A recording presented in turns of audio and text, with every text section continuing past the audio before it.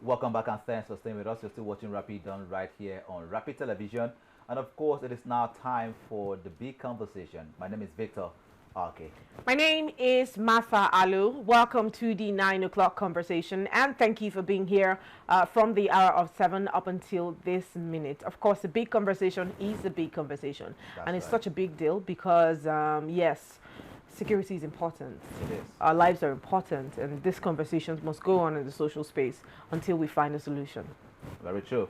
Now, Nigeria's north central region continues to face serious insecurity, costing lives and disrupting communities. Well, according to the National Human Rights Commission, at least 2,266 people were killed by bandits and armed groups in the first half of 2025, a number higher than the total deaths recorded in all of 2024. Humanitarian reports also show that hundreds of thousands of people have been forced to leave their homes in states like Benue, Plateau, Niger, Nasarawa, and Kogi due to communal violence and attacks by armed herders and criminal groups. In 2023, the North Central Zone recorded one of the highest numbers of civilian deaths from non-state armed actors, showing how long-term insecurity has left deep scars on local communities. And just recently, on March 29, 2026, Jos was attacked, leaving over 29 people dead. And on Easter Day, several other communities were also attacked. Today, we are joined by Dr. Abiodun Essiet, Senior Special Assistant to the President on Community Engagement for the North Central, to find out what the presidency is doing to address these challenges and bring lasting peace to the region. Dr. Abiodun, good morning to you and thank you for being here with us this morning. Good morning. Good morning, and thank you for joining us on the Rapid Dawn. Thank you for having me. All right. Now let's begin the conversation. The Presidential Community Engagement Peace Initiative was launched in Jos on June 5th, 2025. And that also was followed by citizens' assemblies that happened in Mina, Ilorin, and Oshongo. Yet, there are attacks going on in these communities. Very recently, March 29th, 2026, there was an attack in Plateau State, Jos. And on Easter Day, various attacks also occurred in our country, Nigeria. Question is, with all of this engagement, why are these attacks still going on in Nigeria? Thank you very much. So sad that, we're recording some levels of violence still across North Central, despite some of the engagement going on. And it's just about it's related to different factors, which I would also highlight to you in the course of the discussion. And from the presidency, we're doing our best to beef up security. For instance, the Plateau State, we've added more military men to on ground to coordinate and also maintain peace. The IG also deployed more policemen across Plateau State and also Benue as well. So we're doing our best from the government angle. But, like I usually say, the crisis in the North Central is not just about terrorists or bandits alone. There's also the role the community also play in terms of it, based on what we've been following in North Central, historical issues that have been happening, and people are not living together. There's no social cohesion, and that's why we launched our presidential peace initiative to strengthen social cohesion so that people learn to live together and fight common enemies together. But until we are able to confront the truth about the root causes of the violence in our region, we can address it. From the discussion that happened with the stakeholders engagement at Jos, you could hear some of the political leaders saying that, the problem of Jos can only be solved by Plateau people, acknowledging the fact that they also have a role to play in the level of crisis. And you could see from our engagement so far, you could see there's been a ripple effect of crisis, when, perpetrators become victim, become perpetrator become victim, and we keep going around circles because nobody is ready to confront the truth and address the root causes. And that's why we are still in this stage. And coupled with porous All right, borders. ma'am. Sorry, ma, can you hear us? Yes, I can hear you. Okay, so apologies. I think there's been a break in transmission. We'll go out on a very quick break and we'll get back to the conversation. Please stay with us. Thank you.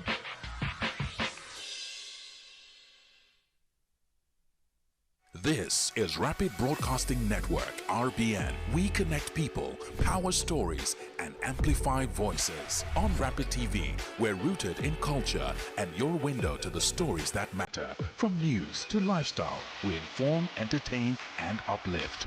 Join Rapid TV on Star Times Channel 176. Nightcom Sat. On Rapid FM, we speak your language from the soulful airwaves of Umuahia to the vibrant culture of Port Harcourt and beyond. More than broadcasters, we're creators, amplifying that voice within with powerful content across TV, radio, and digital. Join us at rbnradiotv.com and all our social media handles. One network, one voice. Rapid Broadcasting Network, RBN, the sound of your city, rooted in truth, driven by impact.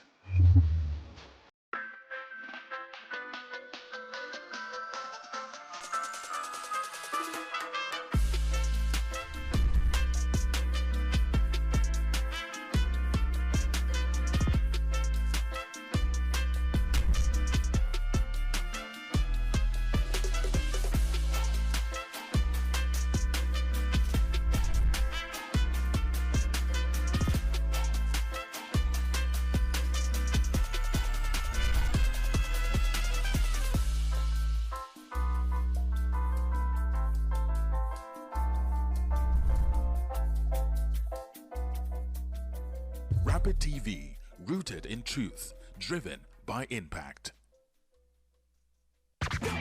Are you missing out on interviews, music, entertainment, thought-provoking discussions, and more?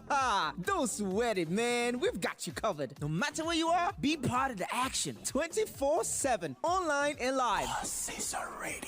On Facebook, it's Rapid FM Umuahia. On Instagram, it's official Rapid FM. And on X, it is Rapid FM 965. Tune in to Rapid 96.5 FM or listen to us live on our website at www.rapidfm965.com or radiogarden.com. Better yet, get our mobile app from the Google Play Store. Catch the pulse of the Southeast on Rapid 96.5 FM, the sound of your city. Hey, Oyanam, all Cesar Radio. Time is power. Our lives are powered by the sun. As the sun rises, so do we.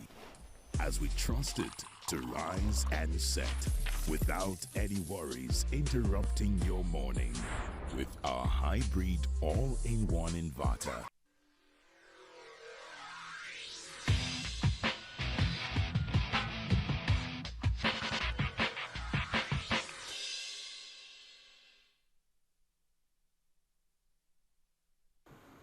Welcome back. You're still watching Rapid on Right on Rapid Television, of course, and we've been having a conversation with Dr. Abiodun Essiet talking about the community engagement that the presidency is doing regarding the insecurity going on in our country. Dr. Abiodun, once again, thank you for being here with us. Thank you for having me. Yeah. Now, moving on further with the conversation, there were talks as well in Ilorin. This happened in February 2026, where local leaders were promised better sharing of information with security forces. Why is it that community intelligence is still not translating into faster responses today? Because during the attack in Plateau State, it was recorded that there was an intelligence shared, but it was not acted upon, which led to the attack in Jos and also led to the killing of over 30 people in that community. Okay, thank you so much. But let me correct just an impression. It's only 25 people that was killed in Jos attack, or 30. And the intelligence, we can't really quantify how intelligence was shared, what level of intelligence was shared. If somebody say, oh, they are coming to attack where? What time? What? Who? Those are the critical questions you need to ask when we are talking about intelligence. But people will just say, oh, they had somebody was going to attack and he said that was an intelligence. That's not really an intelligence. Nobody, no security agency will be able to work with that. So it's also about... Sorry to interject there. I might also want to correct an impression, because ever since the attack in Angwan Rukuba community, we have had multiple conversations with people from within the community, and we have also been able to, hear from the sides of the security operatives. First off, the data 25. In fact, as of this morning, headlines took it at 28 people being attacked in Angwan Rukuba community. About intelligence gathering, there is a specific person who made a video. The person is from Jos. His name is Maha. You can check him out on social media. He did an entire video outlining the scope of this attack. It was literally as though the attack played out what Maha had said on his social media. So when we talk about intelligence gathering and you trickle it down to, an attack is coming to this community without knowing the exact place, that might be false, because we have heard that story from Maha, and the people we have spoken with from the community. Who is Maha? So, sorry to interject. Who is Maha? Exactly. It's about asking critical question. Who is the person? How did you get intelligence?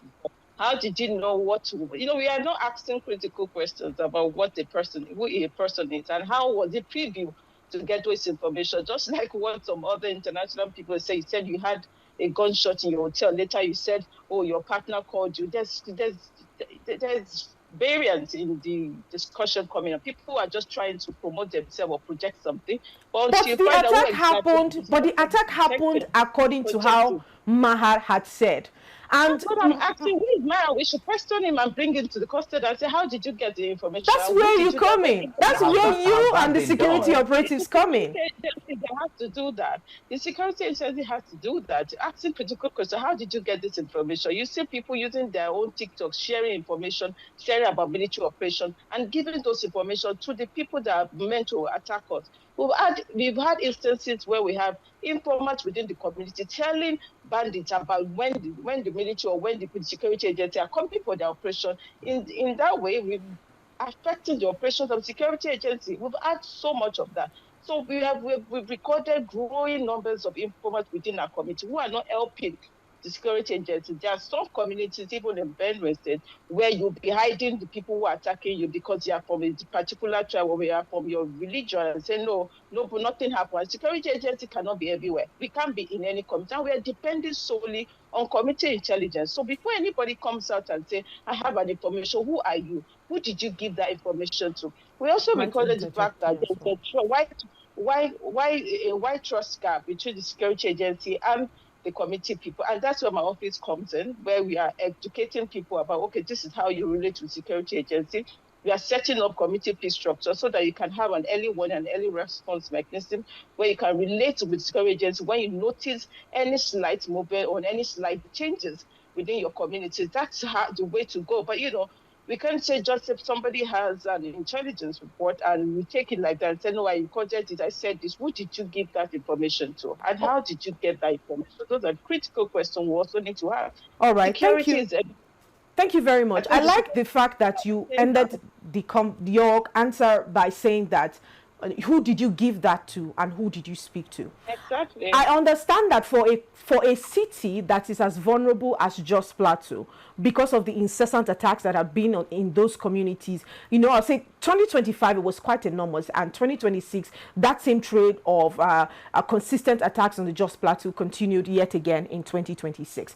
So for a state that is as volatile as that, is it not expected that when certain claims are made on social media, there is a rapid response from, I understand the part where you're trying to say, anybody can come make a claim on social media, but is that not the part where intelligence is so, maybe you don't like to call it intelligence, but is that not the part where security operatives should follow up a person who did such a detailed breakdown about an imminent attack on a community? Yeah. Because let me ask you a question. Okay. How would the posting of a security threat on social media help us in addressing those security issues? How will it help us? You have a point for investigation.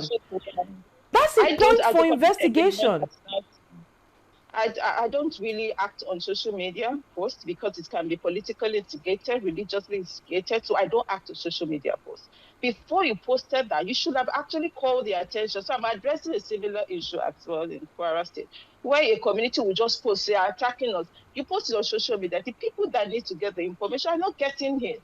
You are not giving them the necessary information. But some people also post on social media to bring tension into the community, which is not acceptable. There's nothing social media can do if you have not reported that incident to the security agency that needs that kind of information. We just go sparing tensions. And you also mentioned Plateau is very volatile right now. So before you spread anything, you have to be very careful, because we cannot allow people just to spread information. Some of them that are misinformation, some of them are false information, and you will encourage people, okay, go and spread information on social media. Social media is not the place to spread such sensitive information. I think the first thing is to get the security agency aware of whatever is going on and allow them to manage those information. But going out there, you're spreading tension, you're spreading fear, and some of the 80% of the time when information gets like that, it's not as bad as what they put on social media. All right, I think we need to correct that impression. Dr. Abiodun, you'd also do understand that the social media is also a community on its own. Exactly. And many times, credible information has been shared through the use of social media. Do you agree to that very fact, first of all? Yes, sometimes. I agree. So, which also means that there are certain information that can as well get to security personnel through the social media if, for instance, the person is not privy to get that to the security agencies in time. So he or she can use the social media and escalate some of these issues and situations, correct? Yeah, but we don't encourage social media to be used as a point to divulge sensitive information because of the implication of that. It can raise tension, it can raise concern. There was an incident that happened in Nasarawa, and they said, oh, there's a school in Nasarawa that they're about to kidnap a child. And that was a false information, and it spread like wildfire. How do you control that? You've known that you are a media person. Breaking news or false news spread faster than even genuine information. And so if you why we understand that as well, because really we fight against fake news and false information. Even from our platform, we'll do that as much as possible. But whilst we understand that, there is also a role of the security personnel to ensure that they fact check some of these things. Now, if an alarm is blown, a whistle is being blown, and that whistle talks about the fact that this particular region might be prone to insecurity or attack anytime soon, what should be the response of security personnel in that particular matter? I'm asking you. Yeah, they're meant to investigate. Yeah, they're meant to investigate such information, but most of the time when they investigate, they find out that the information is not exactly true. So it's just a waste. But what is the percentage? Information is important. What is the percentage of that which is false? Because, ma'am, we understand that your role is community engagement. You are interfacing between the government and the people, and where necessary, you would also interface between those agencies to draw their attention based on the fact that you have also gathered. So when we keep hammering on the fact that fake news spreads online, people raise false alarm, you also need to understand that we don't really have a coordinated system where people can call on emergency cases. For instance, let's say that you find that there is it may also interest you to know that the people in Jos Plateau had drawn to our attention that they have found unusual movement of bikes within their communities, particularly in places where bikes should not be found. They had also made mention of that based on our assessments and our interviews with people residing in those communities. Also, we don't have a system of a rapid response where when the attack is about to happen, you notice it, you call the security operatives and they show up there. So social media has proven to be instrumental time and again in cases like this. It also, I know that positively and negatively, I agree with you that we need, also, like I said earlier. Sorry, I was heading somewhere. It's also interesting to know that we had a police station about maybe few minutes away from where that attack has happened. So if you are saying, social media, it's false and all of that, then the security operatives should also be on their toes doing their job. They should not run away when such attacks are happening. You leave the people with no choice but resort to whatever means necessary to communicate their fears to the people. And oftentimes, social media has proven to be the only tool, because that is when the government gets on its toes. When the thing starts trending, when people start talking about it, then we start seeing an influx of action and statements. Exactly. Do you know that half of what goes on in Jos is not actually on social media? Okay. More than half of the crisis in Jos are not on social media.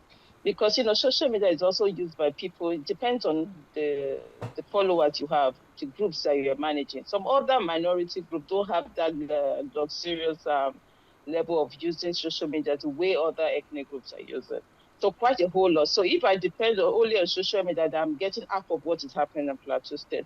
And we are not saying that social media is not, we just said there's both positive and negative aspect of social media. And for me, personally, I don't rely solely on social media alone to get any intelligence report or any intelligence thing that I have to get from the community. We have set up, like you said, we have set up citizen assembly in the community where we have representative of communities in our citizen assembly group documenting exactly real time what is happening to us. So I rely much on the citizen assembly platform where we have created. We have over 700 volunteers across the North Central documenting concerns from their community to our office, and we act on those concerns immediately. And I could cite an example of that.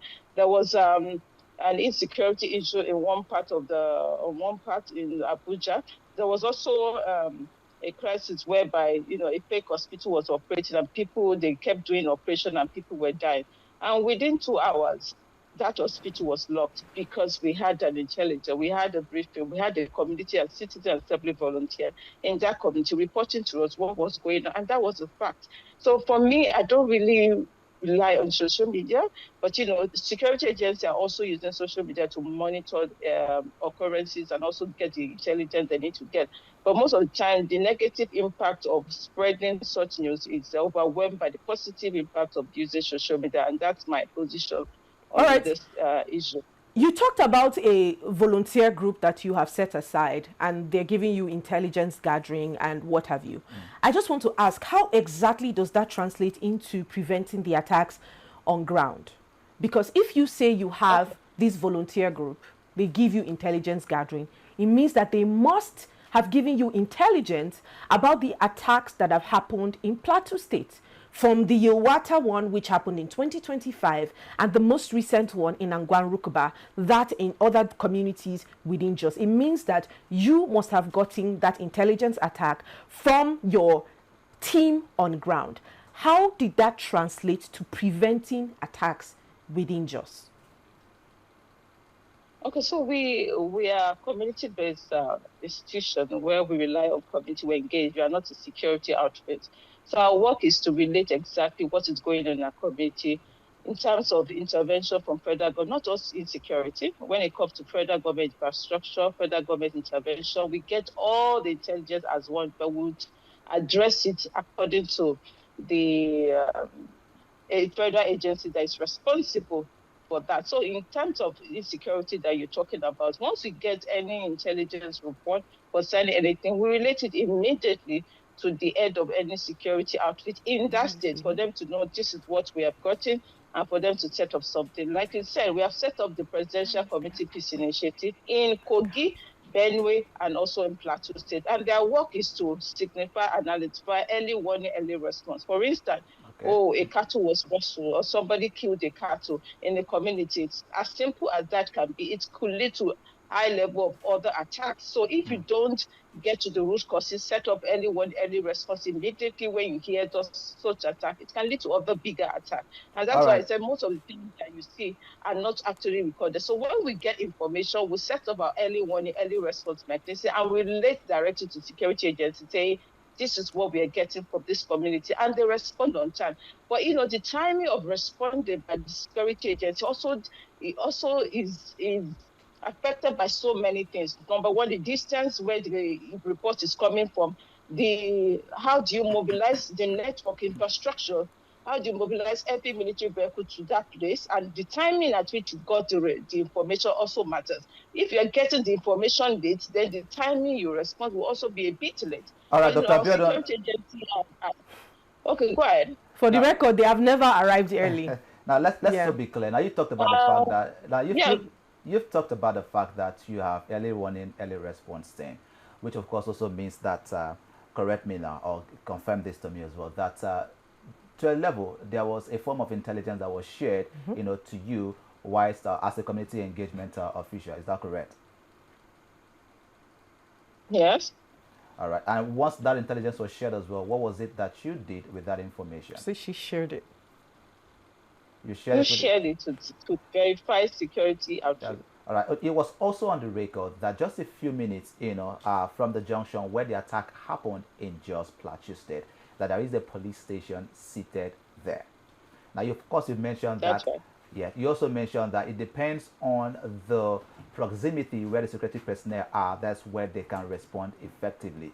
Now, what do you make of the very fact that a security personnel, a police station was stationed just a few minutes to where the attack was happened in Jos Plateau State on March 29th, and it was recorded that these police personnel did not come out to engage with the attackers until they were done with what they were doing. Which signifies that it's probably a deliberate attempt, because if you have gotten an intelligence, you should be on guard. Okay. When you say the numbers, you said a police station was there. How many police were at work at that time? They recounted a number of soldiers. They recounted a number of soldiers. Soldiers or policemen? We are talking about two different things. Were soldiers there at that? It was also recorded that soldiers were also at the station. But we're talking about first. Let's settle with the police station that was there close to where the attack happened. So you don't know the number of policemen that were at the station at that particular time? Wow. One of the things we have realized is we have added about 30,000 because of the insecurity issue. Mr. President approved that they should recruit 30,000 police officers. And you could remember last year we also withdrew VIP policemen from VIPs because the numbers of policemen, the population is very low, and we don't have enough policemen on the field. So that's a major factor which everybody knows. And do they have the necessary equipment? Do you know the numbers of the terrorists or the gunmen that came into that community? When you are saying this, no, when you are saying this, you are countering the account that you have given us earlier. What is the purpose of intelligence gathering? The purpose of gathering intelligence is not to put it in your pocket, is to act on it, which means that the necessary people are notified. Communities, security, if they have, police officers, soldiers, army, NSCDC, whatever security, outfit, whatever security outfit is present at the time, or more should even be deployed when you get the intelligence. The intelligence is not just to know. The intelligence is to carry out action to prevent... So for this particular case, thank you. For this particular thing that you are talking about, so there's a difference between when you got intelligence and preparedness to act on the intelligence. Okay. And that's why I asked initially, that is about what type of intelligence did you get? And have you been able to verify those intelligence? So once you don't have the exact, so it shows from the way the attack was that maybe the important part of the intelligence wasn't gathered. Because number one, a lot of people, the security agents, maybe they were caught unaware that this was going to happen. But you cannot be caught unaware when you have intelligence. That's the point I'm trying to make. You cannot be caught. Sure that concerning this particular case, they had intelligence. You said you have people on ground who gather intelligence. I said we have people on ground across North Central State. Yes. Information for them. But you didn't ask that. Do we have people in Agwan Rukaba? It was a general statement. So you are not... everybody has general statement. So you can't just say because somebody has intelligence. I can't say I have intelligence in all the communities in the North Central. We have over 121 local governments in North Central, right? But that means you didn't get it. So it's about, did the security agency get the necessary intelligence for that? Yes or no? It's for them to answer. Were they prepared? Were they aware? So it's, for the fact I acknowledge that there was a police station. They were all on the same page on that. There was a police station there. So why didn't they ask? That's why I was also asking critical question. How many policemen were on duty on that night? Was it so that we don't frame as if it was a deliberate attempt? The police officer did not act because they were not informed or they didn't get. So it shows that this gunmen came. Some of the security, they breached the security, thing. And they acted so fast that, the security agency may not be able to match up. That was what I was asking. Were the soldiers there at that point? It was only the police station that we called them, but we don't even know the number of policemen that responded. Personally, we've been acting and requesting that, security agencies should also give justice in terms of when they get intelligence, they should act promptly. They also explain some of their limitations and challenges. There's no intelligence agency in this country that will get an intelligence report about an attack and will not act Okay, ma, spontaneously. what There's will none. it take? I can What will assure it you that take? there's none. But Okay, okay. where, Let's see your yeah. position as Go ahead, ma. your position as the SSA to the president on community engagement, particularly in the North Central, which means, like I said, I would reiterate the roles again. You interface between the people, the government, and in some cases, the security operatives as well. What would it take for you to have? What will it take for you to have a representation in communities so that we can get this intelligence gathering? Because it is expected that you are on ground. You gather the facts from these people based on your engagement with them, which means you are supposed to have like a representative within these communities. What would it take to have these people within the communities interface with, even the security operatives and members of the community, just so you can get enough intelligence to prevent the attack? Let's speak progressively now. Thank you so much. Like I said, I have over 700 volunteers. Like I said they are volunteers. There are people who have decided that they want to be part of this governance. They want to be part of their community development. They want to be part of the progress.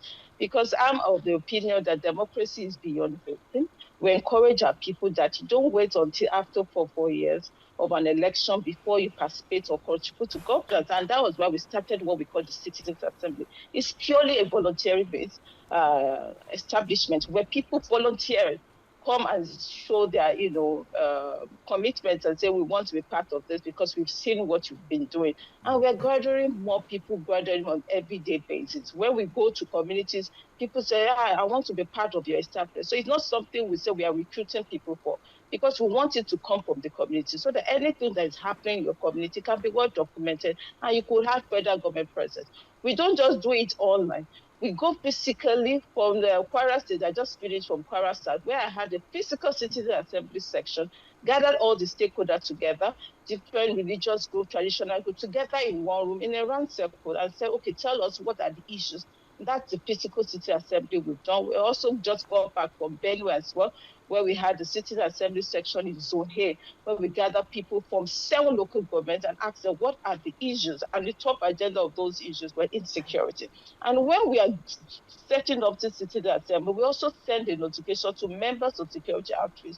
You have the DSS. We are the major intelligence agency of the security outreach. They are everywhere in our local government. So what we are doing is also to complement what the security agency is doing. It's a volunteering basis, and we don't mind your establishment to also reach out and ask people if you want to be part of the citizen assembly of the community engagement, to reach out to us. We'll train them before anyone is being acknowledged as our volunteer. We train them in different topics, intelligence gathering. We train them on voluntarity. We train them on accountability and transparency, because we want every information that comes to them to be valid and verified. So All that's right. what we do. It's a paid service though. Let's just put it out there. Right. If you want us to put the call out to Nigerians to come volunteer for your office, it's a paid service. Just come to us and we will spread the word for you. I mean, as quick as possible. All right, let's Dr. Abiodun, are you still here with us? I think we're having a network issue right there. Yeah. But we do hope that she comes back and then we'll continue with the conversation, talking about community engagement, what the presidency and what our office is doing to combat insecurity in our great nation, Nigeria. Well, she's been giving some answers to some of the questions that we've been asking, basically, and also helping us to ask other questions to security agencies. Because why are we all asking questions? Yeah, and no one is giving the answer. Yes, we should get the answers from you. And that's the problem. Do recall that we had a conversation with Ishaya, who is a Jos resident. Yeah. And he told us that the people of Plateau State Jos. Okay, Dr. Abiodun, you're back here with us? Yes, sir. Oh, thank you very much. Let's take it to Benue State, because you did mention that you also went to Benue State to have this stakeholders meeting with them. And I do recall that in Oshongo, stakeholders have promised joint local security committees. Is that correct? Yes. So the question is, have these committees been fully formed and funded? They were formed and they are under the Benue State Peace and because that's the sustainability part of it. So when we come as federal government to establish, we'll hand over to the state outreach to continue implementation. So the State Peace and Reconciliation Commission are working on that to make sure that the committees or the setup we have created function well and also manage their information and manage all their engagement. Who then funds the committees? We formed the committee in partnership with the Peace and Reconciliation Commission of Benue State, of any state that we go to. And they continue working and making sure that the committee continue the deliberate dialogue that we have asked them to continue with. And when we need the committee to act in terms of early warning and early response, they are also called upon to do that. All right. Now, sorry, just one more. In your work in engaging the people in various communities, do you also engage the herders? Because there are speculations as well, allegations out there that the farmer-herder clashes that goes on within the north region of our great country, Nigeria. When you engage members of the communities, do you engage the herders as well as engaging the farmers and other residents of the communities? And so I would say community. I'm sure maybe you should watch our Songo City Assembly. You could see the elders also represented. When we say community, we mean community of critical stakeholders. Farmers were represented, traditional were represented, the Makban group, which are the Mieti Allah group, were also represented. And it was an interesting conversation. I will want you to watch the video of how the conversation erupted when everybody were setting up their issues, and everyone, the critical stakeholders, were also responding to the concern. And we all agree that we should continue dialogue, we continue engaging. So when we say citizen assembly or community, we bring community of different stakeholders together, so we don't leave anybody out. Every stakeholders are represented. The critical stakeholders are represented in our citizen assembly, so that we balance the narrative. We will make sure that concerns are well addressed. So that's what we do. We don't leave anyone out. All right. Okay. But let's quickly answer this question for us. Now, let's think about the solution. Do you think that the people within these communities trust the government enough to share intelligence with them? Because it's one thing, if the people are not sharing intelligence with the government, it is either the government has not been listening to them or the government does not take serious the reports that are being given. So do you think that these communities trust the government enough to share intelligence? And also, I noticed that there's a very visible gap or disconnect between the community's report and how security agencies respond as well. How do you plan on bridging that gap? Just very quickly. Just very quickly. Thank you so much. I think what we realized when we started my work about 3 years ago was we did a survey on perception of people about community engagement, and we realized that the wide trust gap of lack of trust between the community and also the government and the security agency. And our work, and that was the reason why we created City Assembly. From now, I can boldly say the community trusts us because they know when any issues are reported to us, they know that we will transfer that to security agents and they will act promptly. But we also realize that there's a wide gap of trust between the community and some security agency outreach, which, it's with obvious reasons. Some may say, oh, you're taking side with one particular group. Some say, oh, you don't respond on time, so they don't trust you. And, I appreciate the effort of the committee members. Some of them have shared very sensitive information to us, and it's because of the trust level and because of the work we've done through our Citizen Assembly platform. So I must say, yes, the people trust the government through our office because the Community Engagement Office has been on ground. We've been to some local community. You can check out my work on my social media pages. We've been to some local community to get their concerns and address to their needs. Yeah. So they do trust us. Our work is to make sure that we also build the trust between the community and the security agency as well. That's what we are doing. It's good to know. Thank you so much, Dr. Abiodun Essiet, for your time with us this morning. I do appreciate you. Thank you. Thank you very much, Dr. Abiodun, for your contributions to the show this morning. We've been talking with the SSA to the president on community engagement, North Central, Dr. Abiodun Essiet, and she's giving us answers to some of these questions. And she ended up by saying that, of course, the community do trust the the presidency through her office. But again, we had a conversation, thinking back to the conversation we had with Ishaya last week, who said to us that the people of Plateau State just do not trust the security agencies in Plateau State, and therefore they have been working on their own. Just yesterday, we talked about the fact that even women have now formed a group, a vigilante group, to ensure that they protect themselves within the communities where they reside, because they no longer have the trust and the assurance coming from the federal government and our security agencies to protect them. And these are issues, these are concerns that we see happening in communities where we're supposed to have security presence, being actively involved, but we don't get to see all of these things happen as often as they should happen. And you know something, Victor? When we are talking about intelligence gathering, right? When the first attack on the Yowata community happened in, I think that's in Plateau State, right? Yes. When that attack happened, some farmers reiterated that they saw these bandits and these miscreants on bikes, just moving up and about, and they called the attention of the security agencies to these movements within the city.